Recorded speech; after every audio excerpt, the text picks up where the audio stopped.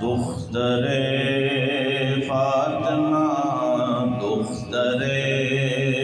مصطفیٰ فاطمہ آپ ہیں، دختر مصطفیٰ فاطمہ آپ ہیں، متقی پارسا فاطمہ آپ ہیں، دختر مصطفیٰ فاطمہ آپ ہیں، دختر مصطفیٰ فاطمہ آپ ہیں، طیبہ طاہرہ زاہدہ آپ ہیں، طیبہ طاہرہ زاہدہ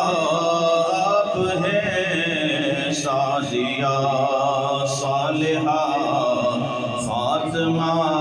آپ ہیں، سعدیہ صالحہ فاطمہ آپ ہیں، دست بوسی کریں شاہدی آپ کی، دست بوسی کریں شاہدی آپ کی، عقل سے ماورا فاطمہ آپ ہیں، عقل سے ماورا فاطمہ آپ ہیں، نار سے بچ گیا ہے محب آپ کا، نار سے بچ گیا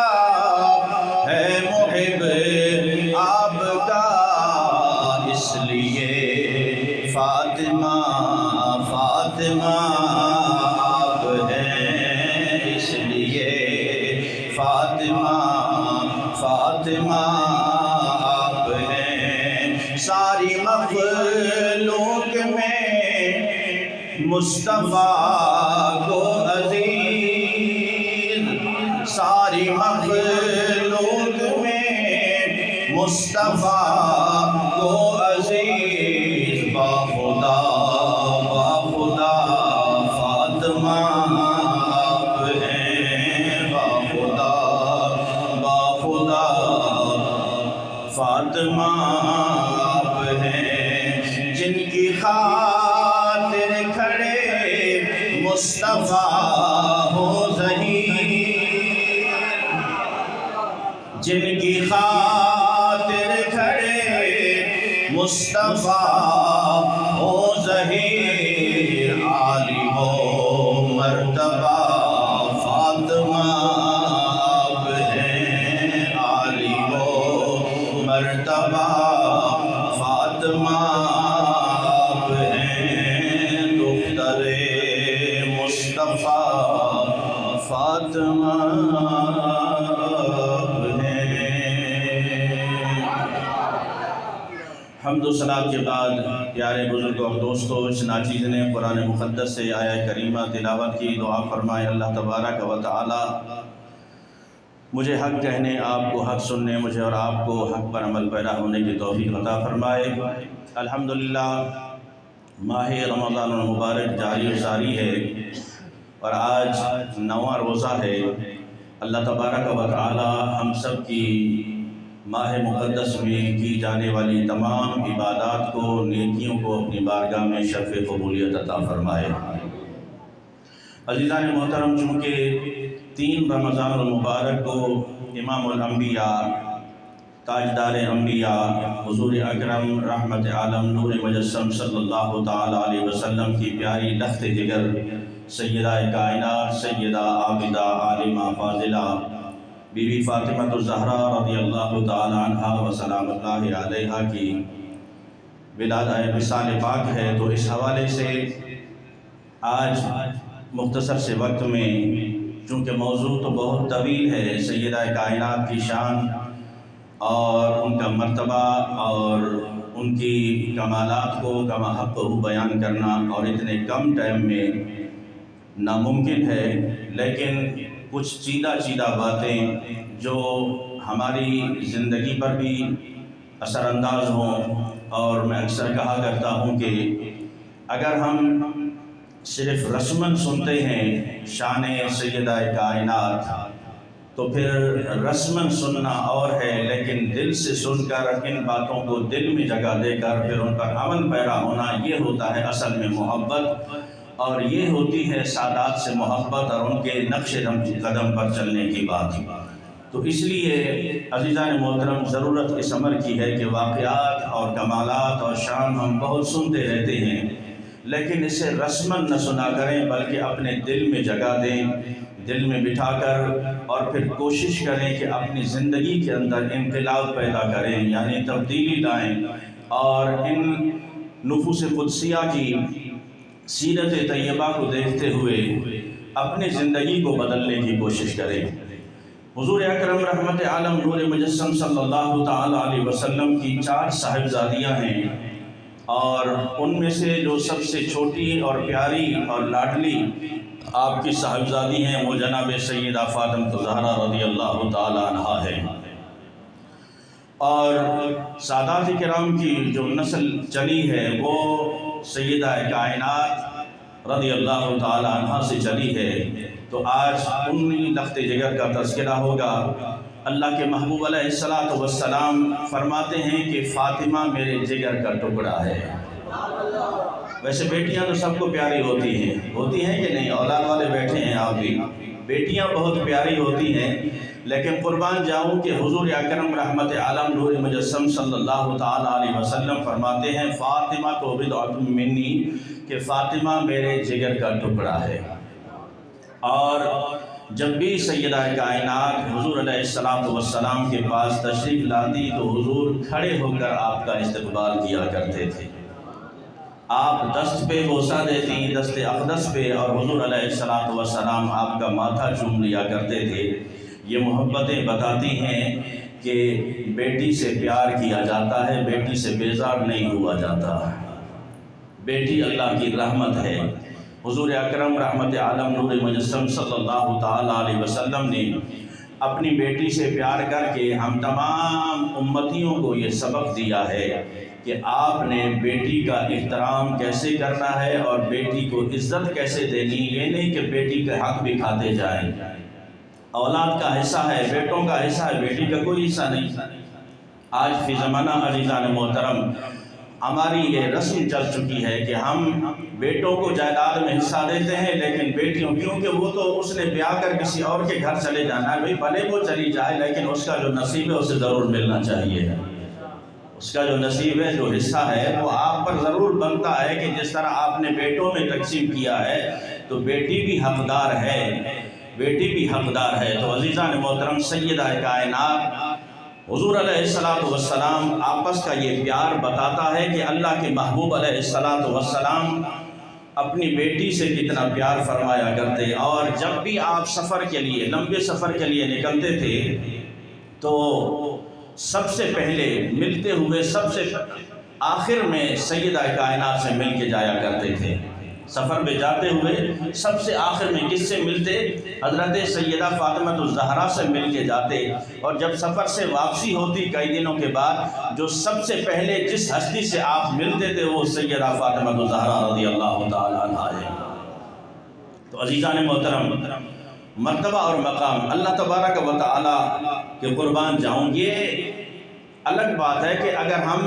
یہ جو القابات لگاتے ہیں نا ایک دوسرے پر، یہ القاب لگانا اور ہے۔ ہم نے تو آج کل پتہ نہیں کیا سے کیا چشمہ کر دیا، کوئی اس کا اہل ہے تو بھی فٹ کیا ہوا ہے، کوئی اس کا اہل نہیں ہے تو بھی پتہ نہیں کیا سے کیا، اتنے القابات ہیں، اور یہ بیماری اتنی چل چکی ہے۔ ان القابات میں سے، ان مراتب میں سے اگر آپ نے 1-2 کم کر دیے حضرت صاحب ناراض ہو جائیں گے۔ یہ لقب کیوں نہیں بولا، اس طرح کیوں نہیں بلایا؟ تو یہ چیز خود پسندی بہت زیادہ آتی جا رہی، وہ چاہے نعت خوان ہو، چاہے علماء ہو، چاہے پیر ہوں، چاہے کسی بھی بڑے منصب پر کوئی بھی دنیا دار بندہ ہو، دیندار بندہ ہو، تو ہر شخص چاہتا ہے کہ میرے نام کے ساتھ 8-10 القابات آنے چاہیے۔ تو میں یہ کہہ رہا ہوں کہ میرے دیے ہوئے القاب اس کی کوئی اہمیت نہیں ہے، آپ کے دیے ہوئے القاب کی کوئی اہمیت نہیں ہے، لیکن جو لقب سیدہ کائنات کو یا بڑی ہستیوں کو ملا ہے وہ یا تو رب کائنات کی بارگاہ سے ملا ہے یا بارگاہ مصطفیٰ سے ملا ہے۔ اول تو نام آپ دیکھیے کہ سیدہ کا نام ہے فاطمہ الزہرا رضی اللہ تعالیٰ عنہ۔ فاطمہ یعنی فاطمہ کا معنی ہے کہ جہنم سے آزادی، جہنم سے یعنی آپ خود بھی آزاد ہیں اور جو آپ سے محبت رکھنے والے ہیں، چاہنے والے ہیں، اللہ تبارک و تعالیٰ ان کو بھی جہنم سے آزادی عطا فرما دیتا ہے۔ اور قربان جاؤں سیدہ کائنات رضی اللہ تعالیٰ عنہ۔ عزیزان محترم، حضور علیہ السلام کے ایک صحابی ہیں حضرت حذیفہ رضی اللہ تعالیٰ عنہ۔ حضرت حذیفہ کہتے ہیں کہ ابھی عمر چھوٹی تھی، میں نے اپنی والدہ سے اجازت لی کہ امی جان مجھے اجازت دیجئے میں جا کے حضور علیہ السلام کے ابتدا میں مغرب اور عشاء کی نماز پڑھ کر آؤں۔ چونکہ گھر کافی دور تھا تو والدہ اجازت نہیں دیتی تھی کہ بیٹا رات ہو جائے گی، عشاء کے بعد اندھیرا ہو جاتا ہے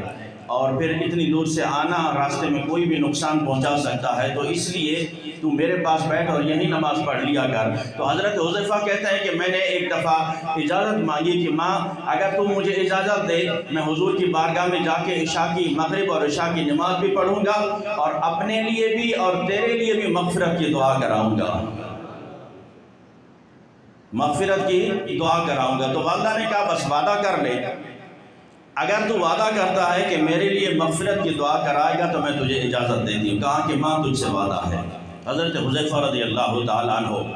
آئے اور حضور علیہ السلام کی ابتدا میں آپ نے عصر پڑھی۔ اب عصر کے بعد چونکہ معمولات حضور علیہ السلام نے صحابہ کرام کو جمع کر لیا، کچھ مسائل تھے دینی شرعی، تو وہ آپ بیان فرمانے لگے۔ حضرت حذیفہ کہتے ہیں کہ میری ہمت نہیں ہوئی کہ آگے بڑھ کر آپ سے دعا کروا سکوں۔ اسی طرح مغرب کا ٹائم ہو، مغرب سے عشاء تک کا یہ ٹائم چلا گیا۔ اب عشاء کی نماز جیسے فارغ ہوئے حضور علیہ السلام فوراً اپنے گھر کی طرف حجرہ پاک کی طرف روانہ ہو گئے۔ حضرت حذیفہ کہتے ہیں کہ اب بھی میری ہمت نہیں ہو رہی کہ آگے بڑھ کر حضور سے عرض کروں یا رسول اللہ میں ماں سے وعدہ کر کے آیا ہوں کہ میں اپنے لیے اور ماں کے لیے مغفرت کی دعا کرواؤں گا، تو آگے بڑھ کے ہمت نہیں ہو رہی حضرت حذیفہ کی کہ حضور سے عرض کر سکیں۔ جب حضور علیہ السلام روانہ ہوئے نا گھر کی طرف، حجرہ پاک کی طرف، حضرت حذیفہ کہتے ہیں اب وہ بجلیوں کا دور تو نہیں تھا، روشنی کا دور نہیں تھا، راستے میں اندھیرا ہی اندھیرا ہے۔ حضرت حذیفہ کہتے ہیں میں بھی پیچھے روانہ ہو گیا، حضور کے پیچھے روانہ ہو گیا۔ چلتے چلتے جب حضور اپنے حجرہ پاک کے قریب آئے نا، اب حضور نے پیچھے مڑ کے دیکھا نہیں، بلکہ فرمایا حذیفہ ہو، حذیفہ ہو۔ آپ حیران ہوں گے عزیزان محترم، کچھ لوگ تو کہتے ہیں کہ حضور کو دیوار کے پیچھے کا علم نہیں، حضور کو دیوار کے پیچھے کا علم نہیں ہے، اور حدیث پاک یہ بتاتی ہے، میرے آقا علیہ السلام فرماتے ہیں جس طرح میں ان سر کی آنکھوں سے دیکھتا ہوں، حضور فرماتے ہیں اس طرح میں پیٹھ کے پیچھے سے بھی دیکھتا ہوں۔ یعنی تم صرف آگے سے دیکھ سکتے ہو، میں پیٹھ کے پیچھے سے بھی دیکھتا ہوں۔ تو تبھی سرکار دو جہاں صلی اللہ تعالیٰ علیہ وسلم نے فوراً فرمایا حذیفہ ہو۔ کوئی اور صحابی بھی تو ہو سکتا تھا، لیکن جب نام لیا تو حضرت حذیفہ نے عرض کی کہ یا رسول اللہ ہاں۔ اس کے فوراً بعد میرے آقا نے فرمایا کہ حذیفہ ہو، اللہ تبارک و تعالیٰ تمہاری اور تمہاری ماں کی مغفرت فرمائے۔ اللہ اکبر۔ تو آیا نہ کیوں درتے بد نصیبہ، ہزارہ رنگا وچ رنگیں دے محمد۔ تو عزیزان محترم، حضرت حذیفہ کہتے ہیں کہ اب تک میں نے حضور سے کوئی کلام نہیں کیا، بات نہیں کی۔ میرے آقا نے فوراً فرمایا حذیفہ ہو، اللہ تعالیٰ تمہاری اور تمہاری والدہ کی مغفرت فرمائے۔ اب میں تو یہ حاجت لے کر آیا تھا کہ میں نے اپنی اور والدہ کی مغفرت کی دعا کرانی ہے، اور حضور نے وہ پہلے کر دی، وہ دعا وہ حاجت پہلے پوری ہو گئی۔ اب میری تو کوئی حاجت بچتی نہیں تھی، جب میرے آقا نے فرمایا کہ کس لیے آئے ہو اور کیا حاجت لے کر آئے ہو، تو حضرت حذیفہ کہتے ہیں بس اسی طرح میں خاموش کھڑا رہا کہ اب کیا حاجت پیش کروں۔ اسی اثنا میں حضور اکرم صلی اللہ تعالیٰ علیہ وسلم فرماتے ہیں اے حذیفہ، ابھی ابھی ایک فرشتہ آسمان سے زمین پر اترا ہے، اور یہ فرشتہ اس سے پہلے زمین پر کبھی نہیں آیا، اس سے پہلے زمین پر کبھی نہیں آیا۔ تو حضور علیہ السلام فرماتے ہیں میں نے اس فرشتے سے پوچھا کس لیے آنا ہوا؟ اس نے کہا کہ دو کام ہیں، ایک کام تو یہ ہے کہ اللہ کی بارگاہ سے اجازت لے کر آیا ہوں، اے پروردگار تیرے محبوب کی دربار میں جا کر اسے سلام کر کے آؤں۔ بلند آواز کہیے سبحان اللہ۔ وہ اجازت لے کر آیا ہے کہ اے پروردگار تیرے محبوب کی بارگاہ میں جا کر اسے سلام کر کے آؤں، اور دوسری خبر وہ یہ لے کر آیا ہے وہ فرشتہ کہ اے حذیفہ، اللہ تبارک و تعالیٰ نے تیری لاڈلی بیٹی سیدہ کائنات فاطمہ الزہرا رضی اللہ تعالی عنہا کو جنتی عورتوں کا سردار بنایا ہے، جنتی عورتوں کا سردار بنایا ہے، اور ان کے جو لخت جگر ہیں حسنین کریمین، اللہ تبارک و تعالیٰ نے انہیں جنتی نوجوانوں کا سردار بنایا ہے۔ تو اندازہ لگائیں کہ اللہ کے محبوب علیہ السلام کی زبان اقدس سے یہ مرتبہ اور مقام، اور فرشتہ یہ پیغام لے کر آیا ہے اللہ کی بارگاہ سے۔ تو جس کا یہ مقام ہو، جس کا یہ مقام ہو کہ اللہ تبارک و تعالیٰ جسے جنتی عورتوں کا سردار بنائے، لیکن عزیزان محترم ہم ہیں نسبتی لوگ، ہم کیا ہیں؟ نسبتی لوگ ہیں، ہم نسبت کو زیادہ اہمیت دیتے ہیں، لیکن ایک نسبت آپ یہ ضرور ذہن نشین کر لیجئے کہ حضرت مریم کو ایک نسبت تھی حضرت عیسیٰ علیہ السلام سے کہ وہ ان کی والدہ تھی، اللہ تبارک و تعالیٰ نے ولیہ بنا دیا، جنتی بنا دیا، لیکن حضرت فاطمہ الزہرا رضی اللہ تعالیٰ عنہ کو کتنی نسبتیں ہیں؟ 3 نسبتیں ہیں۔ وہ 3 نسبتیں کیا ہیں؟ ایک تو وہ امام الانبیاء کی صاحبزادی ہیں، ان کے والد تمام انبیاء کے سردار ہیں، اور دوسری نسبت یہ ہے کہ ان کے جو سرتاج ہیں وہ شور ہیں، تمام اولیاء اللہ کے سردار ہیں، اور تیسری نسبت یہ ہے کہ وہ جنتی جوانوں کے جو سردار حسنین کریمین ہیں ان کی والدہ ماجدہ ہیں۔ جن کو یہ 3 بڑی بڑی نسبتیں بھی مل جائیں، ہم تو کہتے ہیں کہ بس ہم نے ہاتھ پکڑ لیا، ہم مرشد کے ساتھ چل رہے ہیں، مرشد چلتے چلتے بیچارے مسجد میں داخل ہو جاتے ہیں اور مرید باہر کھڑے ہیں، مرید باہر کھڑے ہیں، کیوں؟ نماز نہیں پڑھنے آتی۔ آؤ اس کے ساتھ نماز تو پڑھ لو، نماز پڑھ لو۔ میں اس چیز کا ہمیشہ قائل ہوں کہ عزیزان محترم عقیدہ اہل سنت کا بگاڑ جب آیا، جب جہالہ سر پر چڑھ کر بولنے لگے نا، اور من گھڑت انہوں نے اپنے عقیدے بنا لیے، بس وہ جو کرتے گئے، اگلوں نے کہا کہ یہ بھی عقیدہ اہل سنت ہے، یہ بھی عقیدہ اہل سنت ہے، یہ بھی نظریہ اہل سنت ہے۔ بھاڑ میں جائیں یہ عقیدے، یہ نظریہ، ہمارا عقیدہ وہ عقیدہ ہے، ہمارا نظریہ وہ ہے جو صحابہ کرام، تابعین، تبع تابعین، اولیاء اللہ سے چلتا چلتا آج بھی آپ جو دیکھیں گے جو حقیقی معنوں میں اہل سنت ہیں، وہ مرشد بھی ایسا رکھتے ہیں جو نمازوں کا بھی پابند ہو، اور حضور سے بھی محبت کرنے والا ہو، حضور کی آل سے بھی محبت کرنے والا ہو، حضور کی اصحاب سے بھی محبت کرنے والا ہو، جس نے خود کبھی مونت ہویا ہو، جس نے خود کبھی مونت ہویا ہو، جسے خود شریعت کا پتہ نہ ہو، جسے خود سنت مصطفیٰ کا پتہ نہ ہو، اور پھر سینکڑوں مرید لے کر اگر وہ سمجھتا ہے نا کہ اکڑ کر چلتا ہے کہ مجھ سے بڑا پارسا، مجھ سے بڑا متقی پرہیزگار کوئی نہیں ہے۔ عقیدہ اہل سنت، نظریہ اہل سنت ہمیشہ ایسوں کا کنڈم کرتے آئے ہیں اور ایسوں کا رد کرتے آئے ہیں، اور تا قیامت ایسوں کا رد ہوتا رہے گا، اس لیے کہ مرشد وہ ہوتا ہے جو راہبر ہو، راہ دکھائے، راہ پہ خود بھی چل رہا ہو اور مریدوں کو بھی چلائے۔ تو عزیزان محترم، ہم نسبتی لوگ ہیں، ہم کہتے ہیں کہ ٹھیک ہے نسبت ضرور بہت اچھی چیز ہے، لیکن جو چیز میں بیان کرنا چاہتا ہوں، سیدہ کائنات کو کتنی نسبتیں ملی؟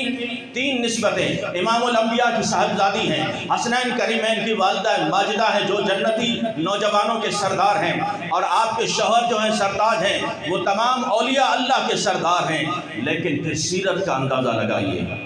عبادت کا ذوق دیکھیے، عبادت کا ذوق دیکھیے۔ سیدہ کائنات ساری رات مصلی پہ گزار دیتی ہے، ساری رات مصلی پہ گزار دیتی ہیں۔ اے سیدہ کائنات، اپنے چاہنے والوں کو بھی بتا دیں چاہنے والوں کو جو تیرے نام پہ مٹنے کو تو تیار ہیں، لیکن رب کائنات کے حضور ایک سجدہ ادا کرنے کو تیار نہیں ہے، جو تیرے نام پر جان لٹانے کو تیار ہیں، لیکن مسجد میں قدم رکھنے سے وہ عاری ہیں، اللہ کے حضور سر پر سجود ہونے سے وہ عاری ہے۔ اے سیدہ کائنات، جب رات بیت جاتی ہے نا، قیام کرتے ہوئے یا سجدہ کرتے ہوئے آنکھوں سے آنسو جاری ہیں، زمین بھیگ جاتی ہے اور بھیگی ہوئی آنکھوں سے عرض کرتی ہیں، سردی کی لمبی راتیں ہیں، رات بھی بسر ہو جاتی ہے، رو کے عرض کرتی ہیں، پروردگار تیری راتیں کتنی چھوٹی ہیں کہ تیری بندی فاطمہ پوری طرح سے سجدہ بھی نہیں کر سکتی۔ وہ سیدہ کائنات اور حضور اکرم رحمت عالم نور مجسم صلی اللہ تعالی علیہ وسلم کی حدیث پاک ہے کہ جنتی جو عورتیں ہیں نا، ان میں 4 خوبیاں ہوتی ہیں، 4 خوبیاں جنتی عورتوں میں ہیں۔ پہلی خوبی یہ ہے کہ وہ پنجگانہ نماز پڑھے۔ پہلی خوبی کیا ہے؟ پنجگانہ نماز پڑھے۔ اور دوسری خوبی کہ رمضان المبارک کے روزے رکھے۔ اور تیسری خوبی سرکار دو جہاں صلی اللہ تعالی علیہ وسلم نے فرمایا کہ اپنے خامن کی اطاعت کرے، فرما برداری کرے۔ اور چوتھی خوبی حضور اکرم صلی اللہ تعالی علیہ وسلم نے فرمایا کہ اپنے کردار کو صاف رکھے، اپنے کردار کو صاف رکھے۔ جس عورت میں یہ 4 خوبیاں ہیں، اللہ کے محبوب علیہ السلام فرماتے ہیں وہ جنت کے جتنے بھی دروازے ہیں، 8 دروازے ہیں، وہ جس دروازے سے چاہے داخل ہو سکتی ہے۔ وہ عورت جس دروازے سے چاہے، جو نمازوں کی پابند ہو، صوم و صلات اور رمضان مبارک کی پابند ہو، اپنے شوہر کی فرما برداری کرے اور اپنے کردار کو صاف رکھے، اپنے کردار کو۔ آئیے آپ دیکھتے ہیں عزیزان محترم کہ یہ خوبیاں سیدہ کائنات میں کتنی تھی۔ حضور اکرم صلی اللہ تعالی علیہ وسلم کی لخت جگر، پنجگانہ نماز فرض ہے عزیزان محترم، لیکن قربان جاؤں، میں نے جیسے کہا نا کہ سیدہ کائنات نوافل میں ساری رات گزار دیا کرتی تھی۔ اور پردے کا کیا عالم تھا۔ آج بڑے بڑے درم خان بھی عزیزان محترم جو باہر نکل کر کہتے ہیں نا کہ ہم سے بڑا بدماش، ہم سے بڑا پہلوان کوئی نہیں ہے، لیکن کیا ہے تو پھر اگر گھر کی طرف نگاہ دوڑائیں، گھر کی طرف نگاہ دوڑائیں، گھر میں ایک نہیں چلتی۔ جس طرح بے پردگی ہو، بے حیائی ہو، اس درم خان کو اجازت نہیں کہ گھر میں بات کر سکتے۔ لیکن عزیزان محترم، آج یہ برائیاں، یہ فحاشی جب پھیلتی گئی، ہم نے کنیز فاطمہ کو اپنی بیٹی کا نام رکھا، لیکن اسے نہیں بتایا کہ سیدہ فاطمہ کی سیرت پاک کیا ہے، انہوں نے کس طرح اپنا کردار، اپنی زندگی کس طرح بسر کی ہے۔ حضور اکرم صلی اللہ تعالی علیہ وسلم کی پیاری لخت جگر جب شادی ہو جاتی ہے نا، حضرت علی رضی اللہ تعالیٰ عنہ سے کچھ دنوں بعد حضور علیہ السلام لینے چلے جاتے ہیں اپنی صاحبزادی کو۔ تو جیسے ہی گئے تو حضرت علی گھر سے باہر تھے، تو آقا دو جہاں صلی اللہ تعالی علیہ وسلم نے فرمایا، بیٹی میں تجھے لینے آیا ہوں گھر کے لیے، چل میرے ساتھ۔ عرض کی، یا رسول اللہ صلی اللہ تعالی علیہ وسلم، ابھی میرے سرتاج نہیں ہیں، شوہر نہیں ہیں، علی آ جائیں، ان سے اجازت لے لوں تب میں آپ کے ساتھ چلوں گی۔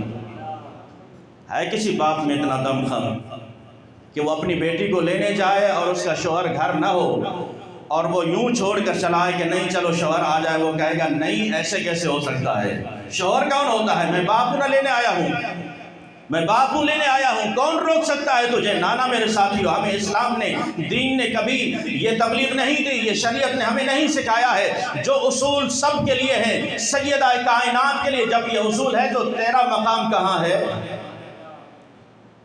تیری حیثیت کیا ہے، تیرا مقام کیا ہے؟ یہیں سے بگاڑ پیدا ہوئے رشتوں میں، یہیں سے بگاڑ پیدا ہوئے عزیز و اقارب میں، جب آپ اپنی چلائیں گے کہ میری بیٹی ہے، اب آپ کی بیٹی تو ہے لیکن نکاح کے بعد اس کے زیادہ حقوق اس کے اپنے شوہر کے اس پر ہیں، جب تک وہ اس سے اجازت نہ لے لے وہ آپ کے ساتھ نہیں آ سکتی۔ عرض کی یا رسول اللہ، میرے بابا جان آپ کی شریعت نے یہ بتایا ہے، آپ کی حدیث نے یہ بتایا ہے کہ بغیر شوہر کے آپ گھر کے باہر قدم نہیں رکھ سکتی، لہٰذا جب تک میرے شوہر نہیں آتے میں نہیں آ سکتی۔ میرے آقا علیہ السلام کچی زمین پر بیٹھ جاتے ہیں اور حضرت علی کا انتظار کرتے ہیں،